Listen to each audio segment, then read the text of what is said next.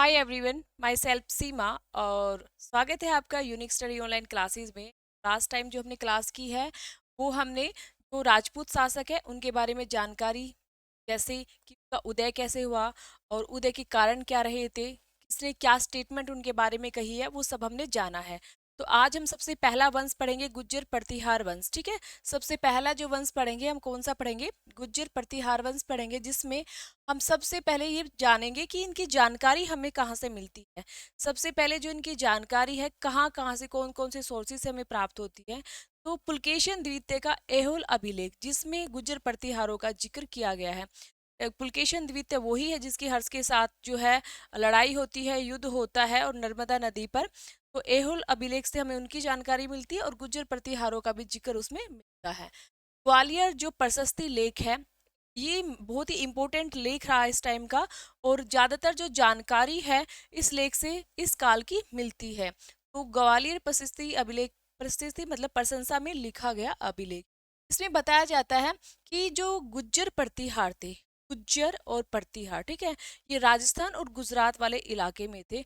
इनकी जो उत्पत्ति है या ये जो वंशज रहे हैं ये लक्ष्मण या सौमित्र के रहे हैं। ठीक है, जैसे राम के भाई थे लक्ष्मण, जो राम जी थे वो जैसे कुटिया में अपना ध्यान लगाते थे और विश्राम क्या करते थे, तो ये उनकी देखभाल प्रतिहार का कार्य क्या करते, द्वारपाल का कार्य करते थे, इसलिए ऐसा कहा गया है। ठीक है, उसके बाद अग्निकुल से उत्पन्न वाला सिद्धांत भी गुज्जर प्रतिहारों के लिए दिया गया है कि 4 बार आहुति डाली थी, जिसमें सबसे पहले ये वाला वंश का उदय हुआ था। के एम मुंशी ने भी इनके बारे में कहा है कि गुज्जर प्रतिहार जो शब्द है, गुज्जर जो शब्द है वो जाति को नहीं, स्थान को रिप्रेजेंट करता है। कि आप जो आप गुज्जर है ना, जाति बोल रहे हो ना, तो ये जाति को नहीं स्थान को रिप्रेजेंट कर रहा है, ऐसा इन्होंने बोला है कि गुज्जर है जो गुजरात और राजस्थान वाले इलाके को बोला गया है। एक घटियाल शिलालेख था, घटियाल शिलालेख में भी यही कहा गया है कि जो प्रदेश है ये गुज्जर है, ये कोई जाति नहीं, ये गुजरात प्रदेश है, मतलब गुजरात प्लस राजस्थान प्रदेश है। तो ये प्रतिहार पर जोर देते हैं, गुज्जर को ये क्या बताते हैं, स्थान बताते हैं। नेक्स्ट है हविन सांग। इसने क्या कहा है कि जो गुज्जर है उनके लिए एक वर्ड यूज किया है, कुचेलो। ठीक है, कुचेलो वर्ड इनके लिए यूज किया है। ये याद रखना कि हेन सांग ने गुज्जरों के लिए कौन सा वर्ड यूज किया, कुचेलो। ठीक है, तो कुचेलो का अर्थ क्या है, तो गुज्जर। उसके बाद भीनमाल, जो इन्होंने, ये भीनमाल के निवासी थे क्योंकि कैपिटल बनाई थी भीनमाल सबसे पहले, तो ये जो भीनमाल को इसने पीलो मालो कहा है। ठीक है, पीलो मालो, ये भीनमाल के लिए वर्ड यूज किया है, गुज्जर के कुचेलो वर्ड। बस आपको ये वर्ड याद रखने कि हेनसांग ने इनके लिए क्या वर्ड यूज किया। तो दशरथ शर्मा है, जिन्होंने हमने पढ़ा था कि ब्राह्मण का सिद्धांत दिया था, तो वो ये कहते हैं कि गुज्जर प्रतिहार उज्जैन के निवासी थे। ठीक है, और हरिवंश ग्रंथ में वत्सराज को अवंती का राजा कहा गया। गुज्जर प्रतिहार में एक राजा आएगा जिसका नाम क्या रहेगा, वत्सराज भी रहेगा, तो ये कह रहे कि वो अवंती का राजा था और इसलिए गुज्जर प्रतिहार उज्जैन के निवासी। तो ये तो इन्होंने अपनी अपनी स्टेटमेंट दी है इस टॉपिक को स्टार्ट करने से पहले। आगे चलते हैं। अब इसके संस्थापक कौन रहेंगे? संस्थापक तो हरिश्चंद्र रहेंगे। राजधानी सबसे पहले इनकी भीनमाल रहेगी। ठीक है, पर कई बार ऐसा हो सकता है कि जो इनके संस्थापकों के बारे में हरिश्चंद्र ना हो आपके ऑप्शन में, तो आप नागभट्ट प्रथम भी कर सकते हैं। ठीक है, तो जो प्रथम है वो, जो इनकी जानकारी हमें मिल रही है वो कहाँ से मिल रही है, वो जानकारी किसकी है, नागभट्ट प्रथम की। हम यहाँ करेंगे नागभट्ट प्रथम। ठीक है, नागभट्ट प्रथम के बारे में जो जानकारी मिलती है वो ग्वालियर प्रशस्ति अभिलेखों से मिलती है।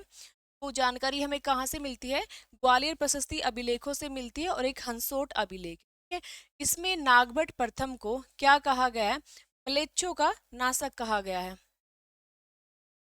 मलेच्छों का नाशक कहा गया है। मलेच्छों का नाशक मतलब जो अरब अरब का एक शासक था जुनेदी, ठीक है, उसको इसने हराया था।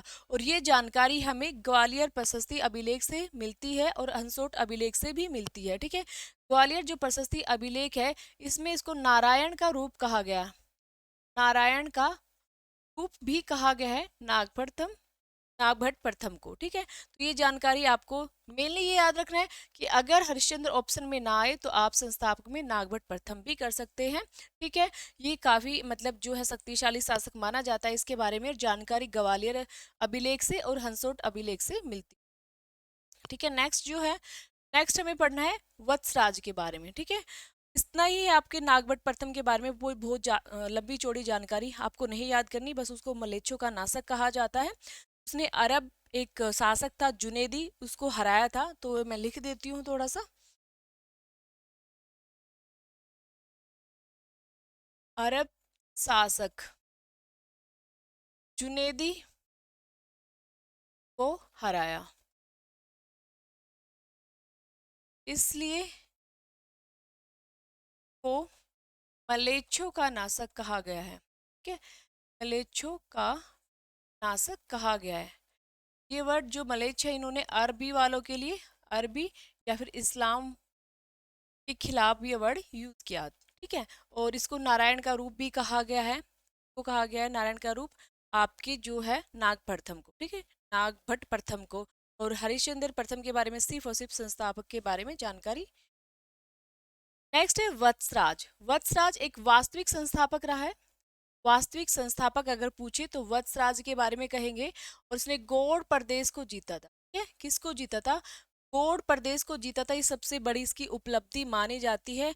दूसरा, राष्ट्रकूट नरेश ध्रुव से ये पराजित हुआ था। देखिए, वैसे तो ये बहुत सारी चीजों में विजयी रहा है, बट इसने क्या किया था, राष्ट्रकूट जो नरेश था ध्रुव, उससे ये पराजित हो गया था, और ये जानकारी हमें राष्ट्रकूट लेख में मिलती है, ठीक है। और एक दूसरी जानकारी जो दूसरी जगह से मिलती है वो थी वान डिंडोरी, ठीक है। वान डिंडोरी से भी इसकी जानकारी हमें मिलती है, तो ये काफी इंपॉर्टेंट है, जो हमें कई बार पूछा जाता है कि ये किससे पराजित हुआ था, ठीक है। क्योंकि इसके काल में क्या था, त्रिपक्षीय संघर्ष हुआ था। इसके काल में त्रिपक्षीय संघर्ष जो किस किस के बीच होता है, राष्ट्रकूट, पाल और गुज्जर प्रतिहार। और जिसमें ये क्या होता है, जिसमें ये किससे हार जाता है, ध्रुव, राष्ट्रकूट जो नरेश था उस वक्त ध्रुव था, उससे वत्सराज पराजित हो जाता है। नेक्स्ट है नागभट्ट द्वितीय। 800 से 833 ईस्वी का इसका टाइमिंग रहेगा। 800 से 833 ईस्वी का टाइम रहता है। पुष्कल अभिलेख में उपाधि क्या मिलती है, परम भट्टारक, महाराज धीराज, परमेश्वर। तो ये बहुत इंपॉर्टेंट है। ये उपाधियां वो ही लेता है जो कंप्लीटली स्वतंत्र होता है, स्वतंत्र रूप से शासन कर रहा होता है, ठीक है। उस पर किसी तरह की कोई भी एक तरह से अधीनता नहीं होती, तो उसकी उपाधियों में महाराज धीराज, परमेश्वर, परम भट्टाकर उपाधियां आपको मिलेगी। और ये जानकारी हमें कहाँ से मिलती है, बुचकल अभिलेख से इनकी जानकारी हमें मिलती है, ठीक है। और इनकी जो उपलब्धि है वो उनके बारे में कहा गया कि इनका जो साम्राज्य विस्तार रहा है वो राज्य हिमालय से नर्मदा, हिमालय से नर्मदा तक, और उसके बाद गुजरात वाले इलाके से इनका जो है बंगाल तक फैला हुआ था। तो पूरे उत्तर का जो एरिया है इनके काल में शासन ये करते थे, ठीक है। उसके बाद इन्होंने जो शाकंभरी के चौहान है, मालवा जो हम पढ़ते हैं, परमार, वत्स, मत्स्य, तुरुस्क, ये सब क्या थे, इसके अधीन शासन किया करते थे। दोबारा समझा दूंगी। इसके काल में एक युद्ध होता है, मुंगेर का युद्ध, जिसमें नागभट्ट द्वित है, और इधर पहले धर्मपाल को पराजित करेगा, उसके बाद चक्रा युद्ध को पराजित करके कन्नौज पर अधिकार कर लेता है। कन्नौज पर अधिकार, और कन्नौज पर अधिकार करने के बाद ये जो अपनी राजधानी बनाएगा वो कन्नौज बनाएगा, ठीक है। राजधानी कन्नौज। पहली जो राजधानी हमने भीटमाल पढ़ी है, उसके बाद नागभट्ट प्रथम की जो राजधानी थी वो मंडोर रही है, ठीक है, उज्जैन में थी वो। उसके बाद उज्जैन के बाद जो राजधानी बनती है वो कन्नौज होती है। उसके बाद राष्ट्रकूट शासक गोविंद तृतीय से पराजित हो जाता है। यहाँ पे तो ये जीत जाएगा, पर राष्ट्रकूट शासक जो है गोविंद तृतीय से पराजित हो जाता है। बाद में कहते हैं गंगा नदी की समाधि, या एक कहते हैं संगम स्थल है, गंगा यमुना के संगम पर ये समाधि ले लेता है। और इसकी जानकारी हमें चंद्रभास या प्रभावक चरित चंद्रभास से मिलती है, ठीक है। एक बार से जितना हमने पढ़ा दोबारा पढ़ लेते हैं। गुर्जर प्रतिहार के बारे में जो जानकारी है पुलकेशन द्वितीय से मिलती है, ग्वालियर अभिलेख से मिलती है। उसके बाद जो जानकारी के बारे में पता चलता है कि इनको अग्निकुल से इनका जन्म हुआ है। के मुंशी इनके बारे में कहते हैं कि गुज्जर जो जाति नहीं है वो स्थान को रिप्रेजेंट करते हैं। उसके बाद घटियाल शिलालेख है जिसमें कहा गया है कि गुजरात एक प्रांत है, ना कि कोई जाति है। ये भी सेम यही चीजें कहते हैं। हिंसांग ने जो वर्ड यूज किया है गुज्जर के लिए, कुचेलो, ठीक है। और उसके बाद जो इनकी कैपिटल रही थी सबसे पहले हरिश्चंद्र की भीनमाल, उसके लिए जो वर्ड यूज किया है पीलो मालो, ठीक है।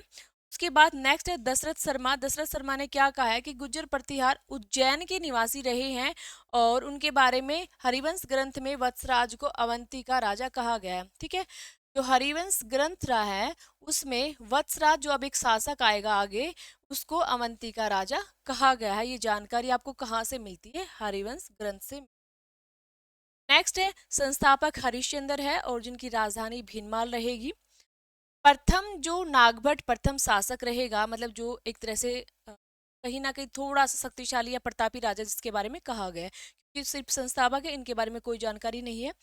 ये जो नागभट्ट प्रथम है इनके बारे में कहा जाता है कि एक प्रतापी शासक रहे हैं और हमें इनकी जानकारी ग्वालियर प्रशस्ति अभिलेख से और हंसोट अभिलेख से मिलती है। इसी अभिलेख में इनको मलेच्छों का नासक कहा गया है। और मलेच्छों के नासक क्यों कहा गया है? क्योंकि इन्होंने क्या किया था, अरब शासक जुनैदी की को हरा दिया था, इसलिए इनको इस्लाम के विरुद्ध या अरबों के विरुद्ध मलेच्छों का नासक कहा गया है, ठीक है। और प्रशस्ति अभिलेख में ही जो ग्वालियर प्रशस्ति अभिलेख में ही नारायण का रूप भी इनको कहा जाता है। तो ये इनके बारे में काफी अच्छी जानकारी है नागभट्ट प्रथम के बारे में, ठीक है। ये आपको याद रखना है। नेक्स्ट है, तो ये कई बार पूछ लेते हैं कि किसको किसने हराया था या मलेच्छों का नासक, क्योंकि बहुत बार रिपीट हो चुका है क्वेश्चन, ठीक है। तो बहुत बार इसलिए आपको ये याद रखना है। और इसके बारे में एक मेन पॉइंट क्या था, एक दंती दुर्ग थे, दंती, ठीक है। ये राष्ट्रकूट शासक था, राष्ट्रकूट शासक। दंती दुर्ग ने ना नागभट्ट प्रथम को पराजित कर दिया था, नागभट्ट प्रथम को पराजित। ये राष्ट्रकूटों से बहुत बार पराजित होते हैं, बार बार पराजित होते हैं, ठीक है। तो जो इन्होंने ना दंती दुर्ग ने इसको पराजित कर दिया था और पराजित करने के बाद इसने क्या किया था, इसको कहा मैं यज्ञ कर रहा हूँ। जो राष्ट्रकूट पढ़ेंगे ना तब हम वहां पे भी पढ़ेंगे, हिरण्य गर्भ यज्ञ। किसने किया था? ये राष्ट्रकूट शासक ने किया था, ठीक है। हिरण्यगर्भ यज्ञ दंती दुर्ग ने। और इस यज्ञ में जो है नागभट्ट प्रथम को प्रतिहार का कार्य या फिर कहते हैं द्वारपाल का कार्य करना पड़ा था, ठीक है? द्वारपाल का भी यज्ञ में किसी तरह की कोई बाधा ना आए, तो ये राष्ट्रकूटों का द्वारपाल के रूप में कार्य करते हैं। तो ये जानकारी भी हमें इनके बारे में राष्ट्रकूट के जब हम पढ़ेंगे उनके अभिलेखों से मिलती है, ठीक है। और जैसे संजन संजन अभिलेख है, संजयतापत्र अभिलेख है, इनसे जानकारी मिलती है हमें इनके बारे में, ठीक है। और नेक्स्ट चलते हैं, वत्सराज। वत्सराज जो थे ये वास्तविक संस्थापक रहे हैं, गोड़ प्रदेश को उन्होंने जीता था। राष्ट्रकूट एक जो नरेश रहे हैं ध्रुव, उनसे ये पराजित हुआ था। और इसकी जानकारी आपको राधनपुर और वानी डिंडोरी अभिलेखों से मिलती है। तो ये आपको अभिलेख जरूर याद रखने हैं, कौन सा अभिलेख किससे रिलेटेड है। तो वत्सराज के बारे में सिर्फ इतना याद रखना कि त्रिपक्षीय संघर्ष इसके काल में हो गया था और त्रिपक्षीय संघर्ष में तीनों थे, ठीक है, जिसमें राष्ट्रकूट में ध्रुव से पराजित हो जाता है। अब हमें इसकी जानकारी राधनपुर और वानी डिंडोरी अभिलेखों से मिलती है। तो ध्रुव से वत्सराज पराजित हुआ, इसकी जानकारी राधनपुर और वानी डिंडोरी अभिलेखों से मिलती है।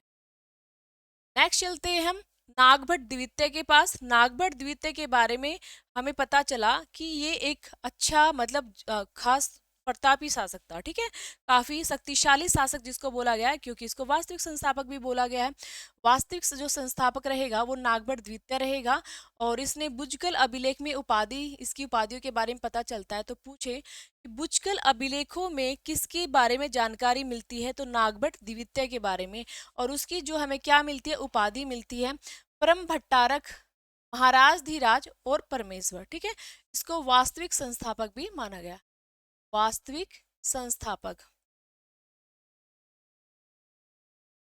इसकी जो उपलब्धि क्या रही थी, जो इनका साम्राज्य रहा ऊपर हिमालय से नीचे नर्मदा नदी तक रहेगा और गुजरात से बंगाल तक इनका जो है जो साम्राज्य तक फैला हुआ है। इनके बहुत सारे जो शाकुंभरी, जैसे हम चौहान पढ़ते ना, तो शाकुंभरी के चौहान है, मालवा है, वत्स है, मत्स्य है, ये सब इनके सामंत रहे थे इसके काल में, सब इनके अधीन थे। इसके काल में युद्ध होता है जिसको मुंगेर का युद्ध बोलता है। नागभट्ट द्वितीय, धर्मपाल मतलब पाल शासक था ये साथ में इनके संघर्ष चलते रहते हैं। जब आप पाल शासक को पढ़ोगे और आप राष्ट्रकूट को पढ़ोगे तो और चीजें अच्छे से क्लियर हो जाएंगी। तो धर्मपाल को इसने पराजित किया। और ये चक्रायुद्ध कौन था? उस वक्त कन्नौज का शासक था। कन्नौज को लेकर लड़ाई चल रही थी ना, त्रिपक्षीय संघर्ष में कन्नौज को लेकर लड़ाई चल रही थी, तो ये कन्नौज का शासक था चक्रायुद्ध। धर्मपाल पर इस पे अपना दावा कर रहा था और ये यहाँ का शासक था, तो धर्मपाल को पराजित किया पहले, फिर चक्रायुद्ध को पराजित किया और कन्नौज पर अधिकार कर लिया और अपनी राजधानी कन्नौज, उज्जैन के बाद जो इसने अपनी राजधानी बनाई थी वो कन्नौज बनाई थी। पहले उज्जैन, उज्जैन मतलब मेंडोर या मेड़ता जो बोलते हैं उसको, वो नागभट्ट प्रथम ने बनाई थी, ठीक है। उसने चेंज करके कन्नौज को राजधानी बनाया था। राष्ट्रकूट शासक गोविंद तृतीय ने इसको पराजित कर दिया था, ठीक है। इसलिए फिर बाद में जाके इसने कन्नौज में गंगा नदी या गंगा और यमुना नदी के संगम पर समाधि ले ली थी। तो वेरी इंपॉर्टेंट क्वेश्चन है, पूछा जाता है गुर्जर प्रतिहार में कि कौन सा शासक था जिसने क्या किया था, गंगा और यमुना नदी के संगम पर या कन्नौज में गंगा नदी के स्थान पर समाधि ली थी। तो नागभट्ट द्वितीय रहा है, ठीक है। और इसकी जानकारी हमें कहाँ से मिलती है? इसकी जानकारी हमें एक पुस्तक है चंद्रभास, ठीक है, जिसका जो राइटर है, लेखक है, वो कौन है? सॉरी, राइटर इसका ये है, लेखक ये है चंद्रभास। और इसकी जो कीर्ति है या जो इसकी पुस्तक है वो क्या है? प्रभावक चरित है। इसमें हमें ये जानकारी मिलती है। तो ये बुक आपको याद रखनी है, चंद्रभास के द्वारा रचित जो पुस्तक है वो कौन सी थी? प्रभावक, ठीक है। उसके बाद नेक्स्ट है, वेरी वेरी इंपॉर्टेंट है ये, क्या नाम है अब इसका? मिहिर भोज। मिहिर भोज जो है, इसके जो पिता का नाम रामभद्र था और माता का नाम अपा देवी था। देखिए, जो ये हमने पढ़ा ना नाग भट्ट द्वितीय, उसका बेटा था रामभद्र, इसका पिता मिहिर भोज का। पर ये अयोग्य शासक था, बहुत योग्य नहीं था, तो इसके बारे में कोई जानकारी नहीं मिलती। इसके बेटे मिहिर भोज के बारे में जानकारी मिलती है। तो इसका पिता था ये और इसकी माता थी। पुत्र किसका था? ये रामभद्र नागभट्ट द्वितीय का, ठीक है। तो ये जानकारी हमें मिल रही है। इसको भोज प्रथम भी कहते हैं, मिहिर भोज को भोज प्रथम भी कहा गया है। और कन्नौज की वराह अभिलेख में इसकी जानकारी मिलती है, ठीक है। जो कन्नौज का जो वराह अभिलेख है ना, 1893 वहां डेट मिलेगी, पर इसका शासनकाल है जो 800, सॉरी 1800 नहीं, 836 मिलता। तो देखिए, इसके जो अभिलेख में विक्रम संवत के हिसाब से चीजें लिखी हुई है, इसने विक्रम संवत के हिसाब से डेट मेंशन कराई हुई है अपनी। तो विक्रम संवत का जो टाइमिंग है 57, ठीक है, और इसका टाइम था जो वो 836 था। तो आप इसमें ऐड करोगे तो टाइमिंग वही आपका 893 हो जाएगा। अभी बार बार 1800 निकल रहा है ना, तो आप सॉरी थोड़ा सा देख लीजिए। तो ये 893 वाली डेट मिलती है क्योंकि इसने विक्रम संवत के हिसाब से वराह अभिलेख लिखवाया हुआ है कन्नौज में, ठीक है। तो विक्रम संवत के हिसाब से चीजें या अभिलेख किसने लिखवाया? मिहिर भोज, ठीक है। अब ये जो संवत है ये सब आप ना एक बार रीड जरूर कर लेना। शक संवत 78 है और गुप्त संवत 319 है, ऐसे करके एक हर्ष संवत है, ये सारे संवत आपके माइंड में होने चाहिए। नेक्स्ट है उपाधि। इसकी जो उपाधियां थी ना वो क्या थी? प्रभास और आदिवरा। प्रभास जो उपाधि है दौलतपुर अभिलेख से पता चलती है और आदिवरा आदिवरा अभिलेख से मिलती है। तो इसकी बातों से ही पता चल रहा है कि ये वैष्णव धर्म को मानता था और इसको विष्णु का अवतार भी कहा जाता है, ठीक है। तो वैष्णव धर्म को मानने वाले थे, वैष्णव धर्म को मानने वाले थे, और दूसरा इनको विष्णु का अवतार भी कहा गया है। तभी तो बार बार वराह अवतार या आदि वराह या प्रभास ये उपाधियां आ रही है, तो ये इसी कारण से आ रही है। नेक्स्ट चलते हैं, भोज प्रथम की जानकारी के कुछ सोर्सेज हमें मिलते हैं। पहला, कलहण की रास्तरंगिणी में भी इसके बारे में जानकारी मिलती है। अरबी यात्री सुलेमान जिनकी जो पुस्तक है सिलसिलात उल तवारिख, ये भी भोज प्रथम के बारे में काफी सारी बातें बताते हैं, ठीक है। ग्वालियर प्रशस्ति है वो जो बलादिल के द्वारा लिखी गई है, ये भी जानकारी इसके बारे में बताती है, ठीक है। समकालीन राष्ट्रकूट शासक कौन कौन थे इसके? अमोघवर्ष और कृष्ण द्वितीय, ठीक है। ये दोनों राष्ट्रकूट शासक इसके समकालीन से, इन दोनों से ये क्या करता है? युद्ध में जीत जाता है, पर लास्ट में ध्रुव द्वितीय से ये हार जाता है। युद्ध आपको याद करना कि जो इसके समकालीन राष्ट्रकूट शासक रहे थे अमोघवर्ष और कृष्ण द्वितीय को ये पराजित करता है, परंतु ध्रुव द्वितीय से ये हार जाता है। नेक्स्ट चलते हैं, ये समकालीन पाल शासक कौन थे? देवपाल और विग्रहपाल इनके जो है समकालीन शासक रहते हैं। उसके बाद नेक्स्ट है, इन्होंने चांदी के सिक्के चलाए थे जिनको द्रम कहा गया है। तांबे और चांदी के मिश्रित सिक्के चलाए थे जिनको श्री मदा विरहा ये नाम से अंकित इसने कराया था। ठीक है, तो विरहा वरहा नाम इनका हर चीज में मिल। नेक्स्ट चलते हैं मिहिर बोज के बारे में कही गई बातों के बारे में कि मिहिर बोज के बारे में किसने क्या क्या स्टेटमेंट कही है। सबसे पहले अल मसूदी, ठीक है, 915 से 16, ये महिपाल के समय में भारत आया था। पर ये इसके बारे में क्या कहता है कि मुल्तान एक अरबों की जगह थी।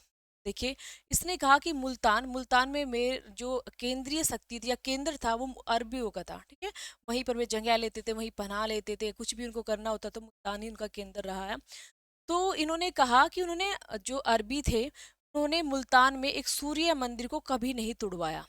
प्रतिहार वंश के टाइम पे बिल्कुल भी नहीं तुड़वाया, क्योंकि अगर उनको ये था कि अगर प्रतिहार हम पर शासन वो अटैक करेंगे तो हम उनको धमकी देंगे कि आपका मंदिर तुड़वा दिया जाएगा, जिससे वो पीछे हट जाएंगे। मतलब वो इतना डरते थे कि उनसे बचने के लिए उन्होंने ऐसे किसी की कहते हैं ना कोई प्यारी चीज अपने पास रख लेते हैं कि अगर तूने ऐसा किया तो मैं ये कर दूंगा। ठीक है, तो इन्होंने ये जो मंदिर भी वो अपने जो धर्म को बहुत सम्मान देते हैं। हम उनका मंदिर रखेंगे, अगर वो सामने से आएंगे तो हम उनको धमकी देंगे और फिर वो पीछे हट जाएंगे। तो इस तरह कहा गया है कि अल मसूदी ने कि मुल्तान जो अरबों की शक्ति का केंद्र था वहां एक सूर्य मंदिर था। ठीक है, अरबों ने उसको नहीं तुड़वाया, अरबों ने उसको नहीं तुड़वाया। इसलिए नहीं तुड़वाया कि जब भी प्रतिहार शासक हम पर अटैक करेंगे, अधिकार करेंगे, तो हम उनको इस मंदिर की धमकी दे देंगे। नेक्स्ट है बिलादुरी। बिलादुरी ये कौन था भी? ये भी एक जो है मुस्लिम था। इसने क्या कहा कि प्रतिहारों से सुरक्षा के लिए अरबों को कोई सुरक्षित स्थान नहीं मिलता था। वो उनसे छुपने के लिए घूमते थे कि हम कहाँ जाए। ठीक है, तो उन्होंने अल हिंद सीमा पर, उन्होंने अल हिंद सीमा पर मतलब हिंद महासागर पर एक अल महफूज नगर की स्थापना की थी। तो किसके काल में की थी? ये आपके मिहिर भूज के काल में अल महफूज नगर की स्थापना अल हिंद मतलब हिंद महासागर पर की गई थी। ये स्टेटमेंट बिलादुरी ने कहा, तो ये याद रखनी है आपको। पूछ लेते हैं सुलेमान। सुलेमान क्या कह रहा है इनके बारे में? सुलेमान ने कहा है कि मिहिर भोज की अश्व सेना विश्व में सर्वश्रेष्ठ थी। जो इसके पास जो सेना थी ना वो सर्वश्रेष्ठ थी, और इससे जो अरबी है इसको अपना सबसे बड़ा खतरा मानते थे। अरबी भी लिखा आ सकता है, इस्लाम भी, अरबी या इस्लाम। मिहिर भोज को अपना सबसे बड़ा खतरा मानते थे, बड़ा खतरा इसको मानते थे। यहाँ तक कंप्लीट। ठीक है, आगे चलते हैं। महेंद्रपाल प्रथम, एक बार से मैं फिर से दोबारा आपको पढ़ा देती हूँ इसके बारे में, फिर भोज के बारे में, कि एक बार से चीजें नहीं भी समझ आए। मिहिर भोज के पिता का नाम रामचंद्र था और जो माता थी वो अपा देवी थी। और जो ये रामचंद्र था ये किसका पुत्र था? ये नागभट्ट द्वितीय का पुत्र था। थोड़ा अयोग्य, क्या अयोग्य था जिसके बारे में कोई जानकारी ही नहीं मिलती, क्योंकि इतिहास जो योग्य है उन्हीं के बारे में जानकारी देता है। ठीक है, चाहे वो योग्य किसी भी चीज में हो, चाहे वो डाकू हो, लुटेरा हो, चोर हो, विलेन हो, हीरो हो, तो योग्य होना चाहिए अपने अपनी फील्ड में। ठीक है, तो इसको भोज प्रथम भी कहा गया है। और कन्नौज में वराह अभिलेख से हमें जानकारी मिलती है, सॉरी, आप इसकी जो कन्नौज में वराह अभिलेख है उससे इसकी जानकारी मिलती है, जिसमें बताया गया है कि इसने विक्रम संवत के अनुसार तिथि कराई थी, जो तिथि 1893 में थी। और 1893 में अगर विक्रम संवत के हिसाब से चले तो इसका टाइमिंग हम 1836 माना जाएगा। ठीक है, और इनकी जो उपाधि है वो प्रभास और आदि वराह थी। प्रभास दौलतपुर अभिलेख से थी, और जो आदि वराह है वो आपके किस अभिलेख से मिलती है? आदिवरा अभिलेख से। ठीक है, और इसके बारे में सबसे मेन कि वैष्णव धर्म को मान रहा है और विष्णु का अवतार इनको कहा जा रहा है, क्योंकि ये हर जगह अगर वराह की नाम लेगा तो ये ऑब्वियसली बात जो है राइट सिद्ध हो। नेक्स्ट है भोज प्रथम की जानकारी आपको कहाँ कहाँ से मिलती है? देखिए ग्वालियर प्रशस्ति अभिलेख है, इसको तो आपको पता है कि ये हर किसी के बारे में जानकारी दे रहा है, गुर्जर प्रतिहार वंश के बारे में। ठीक है, और इसका जो जिसने लिखवाया था वो तो ये था आपका भोज प्रथम, पर जिसने लिखा था वो ब्लादिल था। ठीक है, उसके बाद इसके काल में जो है, इसके काल में जो सुलेमान है जिसने सिलसिलात उल तवारिक पुस्तक लिखी है और इसके बारे में जानकारी दी है। कलहण की राजतरंगिणी में भी इसके बारे में जानकारी हमें मिलती है। ठीक है, उसके बाद नेक्स्ट है कि इसका जो समकालीन थे वो कौन कौन थे राष्ट्रकूट शासक। तो ऐसा हम पूरी स्टेटमेंट याद रखेंगे। जो अमोघ वर्ष था वो कृष्ण द्वितीय था, इन दोनों को इसने पराजित किया था, पर बाद में ये ध्रुव द्वितीय से हार गया था। ठीक है, एक ध्रुव है और एक ध्रुव द्वितीय है। ठीक है, वो चीज आपको याद रखनी है। इसके समकालीन पाल शासक थे देवपाल और विग्रहपाल, इनसे भी इनकी भिड़त होती है और ये दोनों ही अपनी अपनी विजय का दावा करते हैं। ये दोनों कहते हैं, इनके जो लेखक है या इनके दरबारी कवि है, कि देवपाल और विग्रहराज जीते थे और जो भोज प्रथम के हैं वो भोग प्रथम के जीतने का दावा करते हैं। ठीक है, चांदी के सिक्के चलाए थे धर्म, ये काफी इंपॉर्टेंट है, ये चीजें याद रखनी है, आपसे कई बार एग्जाम में पूछी जा सकती है। ठीक है, और चांदी व तांबे के मिश्रित सिक्के जिसे श्री मदादिवरहा कहा गया है, ये इसने चालू किए। नेक्स्ट है मिहिर भोज के बारे में कही गई बातें, तो आपको याद रहेगी अल मसूदी। अल मसूदी इनके काल में नहीं आया था, पर इनके बारे में इन्होंने बातें कही है और इनके बारे में कहा है कि मुल्तान एक केंद्र था इस्लाम का या अरबों का, वहां पर अपनी सुरक्षा के लिए एक सूर्य मंदिर थे जिसको कभी नहीं तुड़वाया था, और हमेशा कहते थे कि अगर हम पर वो प्रतिहार अटैक करेंगे तो हम उसको मतलब धमकी दे देंगे कि आपका मंदिर तुड़वा दिया जाएगा। बिलादुरी ने इसके बारे में क्या कहा है कि मतलब कहते हैं ना कि अपनी मुंह छिपाने की किसी को ना जगह नहीं मिलती थी जब वो सामने से आते थे। कहते कि प्रतिहारों को अपनी प्रोटेक्शन की कोई जगह ही नहीं मिलती थी, क्योंकि सब जगह उनका अधिकार था, वो सब जगह डरते थे उससे। तो उन्होंने कहा कि उन्होंने क्या किया, एक अलग से अपना नगर बसाया हिंद महासागर में। ठीक है, अल हिंद, हिंद महासागर की सीमा पे, जिसको अल महफूज नगर कहा जाता है। नेक्स्ट है सुलेमान। मिहिर भोज की असव सेना, इसने क्या कहा है कि जो मिहिर भोज है ना, उसकी जो असव सेना है वो काफी शक्तिशाली थी और अरबी या इस्लाम मिहिर भोज को अपना सबसे बड़ा खतरा या सबसे बड़ा दुश्मन मानते थे। नेक्स्ट है महेंद्र पाल प्रथम। 885 से 910 ईस्वी का टाइम रहेगा। इसके काल की एक इंपॉर्टेंट बात है कि इसके काल में, सभी के काल में तो राजनीतिक हो रहा है, इसके काल में राजनीतिक और सांस्कृतिक दोनों ही है विकास होते, राजनीतिक भी और सांस्कृतिक भी। इसकी उपाधि भी परम भट्टारक और महाराज धीराज रहेगी। इनका जो राजकवि है वो राजशेखर रहेगा, और ये काफी इंपॉर्टेंट है, इनकी जो बुक पढ़नी होती है राजशेखर की। ये वही ब्राह्मण राजशेखर है जिनकी शादी हुई थी अवंती सुंदरी से, चौहान शासक, और वो कपूर मंजरी इनकी जो मेन बुक है इसमें इसकी जानकारी मिलती है। कपूर मंजरी में विदिशाल भंजिका इनकी पुस्तक है, जिसमें विद्याधर्मल व राजकुमारी मृग्यावली तथा कुव्यमाला, मतलब एक राजा है और इनकी दो रानियां हैं और बीच में है बेचारा ये राजा। इनकी प्रेम कहानी और एक पत्नी है, एक राजकुमारी है, तो वो कहानी इसमें विदिशाल भंजिका में है। काव्य मीमांसा, काव्य मीमांसा में अलंकार शास्त्र का ग्रंथ है और इसमें 18 अधिकरण है। काव्य मीमांसा भी जो है राजशेखर की रहेगी। बाल रामायण, इसमें सीता व के स्वयंवर और अयोध्या कांड के बारे में लिखा हुआ है। बाल भारत, इसमें महाभारत के पांडवों का कथाना इसके अंदर लिखी हुई है। भुवन कोश है, हरिविलास है, ये सब इसके बारे में लिखा गया है। ठीक है, बीएन पाठक की पुस्तक है उत्तरी भारत का राजनीतिक इतिहास। ठीक है, इसके बारे में इन्होंने कहा है, इस पुस्तक में जो कहा गया है, कि स्टेटमेंट दी गई है किसके बारे में, कि मैं ना इनको अपना अंतिम शासक मानता हूँ। ठीक है, इनको मैं अपना अंतिम हिंदू शासक मानता हूँ। ठीक है, तो सबने ना ये स्पेशल इनके बारे में नहीं है, शिवाजी के बारे में कहा है, किसी ने हेमू के बारे में कहा, किसी ने हर्ष के बारे में कहा।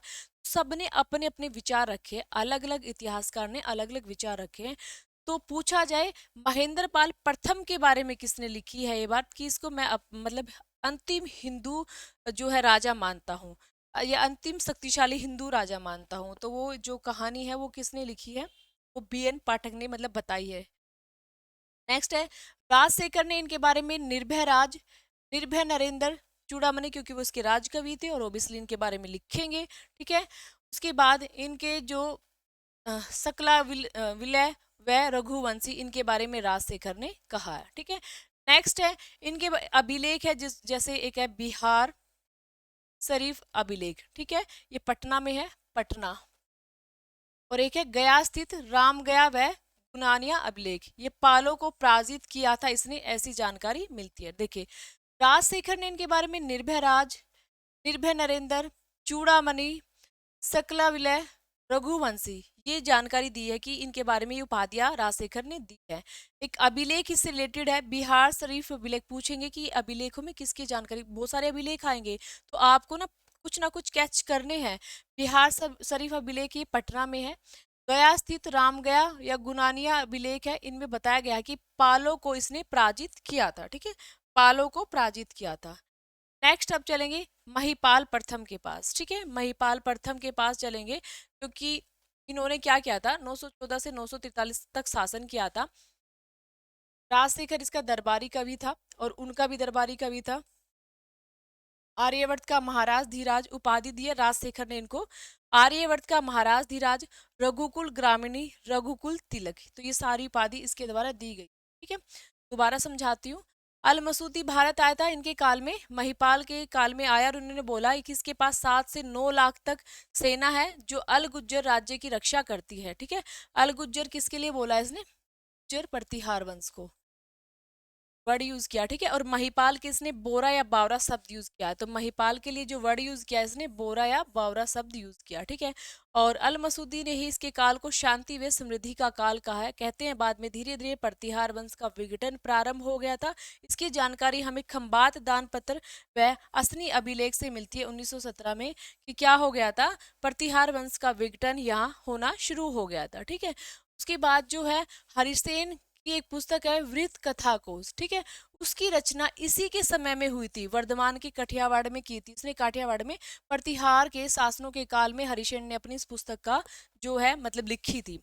उसके बाद महेंद्र पाल द्वितीय आएगा और कहते हैं कि यहाँ पे धीरे धीरे सभी सामंत जो होते हैं अपनी स्वतंत्रता घोषित करना शुरू कर देते हैं। जैसे चौहान शासक है, चंदेल है, गढ़वाल है और परमार के जो शासक हैं वो सब, जो परमार है वो अपनी स्वतंत्रता घोषित करना शुरू कर देंगे।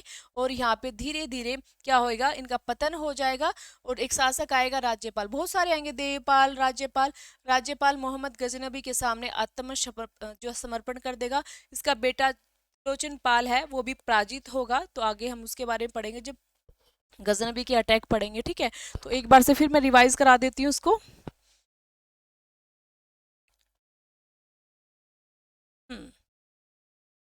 कौन सा पढ़ रहे थे भाई हम, महेंद्र पाल प्रथम। महेंद्र पाल प्रथम के बारे में खास बातें आपको ये याद रखनी है कि इसके काल में राजनीतिक और सांस्कृतिक दोनों का ही विकास होता है। ठीक है, अब तक हमने सांस्कृतिक विकास किसी के बारे में इतना नहीं पढ़ा। ठीक है, इनकी जो उपाधि है वो परम भट्टारक और महाराज धीराज भी रहती है। ठीक है, इनका जो राजकवि है राजशेखर रहेंगे, राजशेखर ब्राह्मण थे। की जो पुस्तक सबसे मेन थी वो कपूर मंजरी थी, जिसमें इनकी जो कहानी है ना, अवंती सुंदरी की जो शादी होती है चौहान राजकुमारी की इनके साथ, तो वो इसके अंदर लिखा हुआ है। नेक्स्ट है विशाल भंजिका में विद्याधर मल और राजकुमारी मिर्गावली, ये दोनों राजकुमारी थी, और कुवे माला। ठीक है, इनकी कहानी, इनकी प्रेम कहानी इसके अंदर लिखी हुई है। काव्य मीमांसा जो है अलंकार शास्त्र है, अलंकार शास्त्र, इसमें 18 अधिकरण है। तो पूछेंगे काव्य मीमांसा किससे रिलेटेड है। बाल रामायण इन्हीं की पुस्तक है, सीता के स्वयंवर से अयोध्या कांड की जानकारी इसमें मिलती है। बाल भारत जिसमें महाभारत व पांडवों की कथा इसमें पाई जाती है। भुवन कोश, ठीक है, भुवन कोश, हरिविलास, और पाठक ने, बी एन पाठक ने अपनी एक पुस्तक है उत्तरी भारत का राजनीतिक इतिहास। ठीक है, पाठक की ये बुक है जिसमें इसने महेंद्र पाल को अंतिम शासक, अंतिम हिंदू शक्तिशाली शासक कहा है। ठीक है, अंतिम हिंदू शक्तिशाली शासक इनके बारे में कहा गया है। नेक्स्ट है राजशेखर ने इनके बारे में क्या कहा है, निर्भय राज कहा है, निर्भय नरेंद्र कहा है, चूड़ामणि है, सकला निलय है, रघुवंशी है, ये इनके बारे में कहा है। और इनकी एक अभिलेख है दो, जिनसे पता चलता है इन्होंने पालों को पराजित किया था। ठीक है, पालों को पराजित करने के लिए इनके दो अभिलेख पाए जाते हैं। सबसे पहले बिहार का अभिलेख, बिहार में अभिलेख है जो पटना में पाया जाता है। ठीक है, जिसको बोलते हैं बिहार शरीफ अभिलेख। उसके बाद एक गया, मतलब ये भी बिहार में ही है, गया में स्थित रामगया में वह पुनारिया अभिलेख पाया गया है जिसमें इनकी जानकारी मिलती है। नेक्स्ट चलोगे आप महिपाल प्रथम के बारे में, और क्या कहते हैं कि राजशेखर इसका दरबारी भी कवि था। तो दोनों को आप याद रखना, दोनों के बारे में आपको दो, अगर क्वेश्चन आए दो डाले ऑप्शन में तो दोनों करने, कोई एक पूछा जाए इन दोनों में से तो पहले वाला करना। ठीक है, उपाधि क्या दी है चंद्रशेखर ने, राजशेखर ने इनको? आर्यवर्त का महाराज धीराज, ठीक है। रघुकुल ग्रामीणी, रघुकुल तिलक, ये वाली जो उपाधि इनको।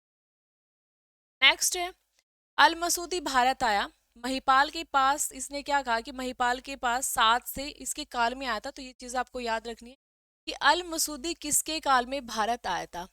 अल मसूदी भारत की यात्रा करने के लिए महिपाल के काल में भारत आया था, ठीक है। उसके बाद नेक्स्ट है कि इसने क्या कहा, इसने कहा कि बहुत सारी सेना है इसके पास, ठीक है। और उस सेना, वो जो सेना है वो अल गुज्जर राज्य की रक्षा करती है। और महिपाल के लिए इसने बोरा वर्ड यूज किया, बोरा शब्द, ठीक है। जैसे हेनसांग ने किया था ना गुज्जर के लिए, ऐसे इसने महिपाल के लिए बोरा वर्ड, ठीक है। और इसी ने कहा था कि महिपाल का जो समय है वो शांति व समृद्धि का काल है। प्रतिहार वंश, महिपाल के एंडिंग समय में गुर्जर प्रतिहार वंश का विघटन होना शुरू हो गया था, जिसकी जानकारी हमें खंबात दानपत्र और अल मसूद जो सॉरी वह असनी अभिलेख से मिलती है, जो 917 के टाइम में हमें मिलता है। नेक्स्ट है हरिसेन, हरिसेन की वीर कथा कोश की रचना इसी के समय में हुई थी, ठीक है। और ये कहाँ पे हुई थी? वर्धमान,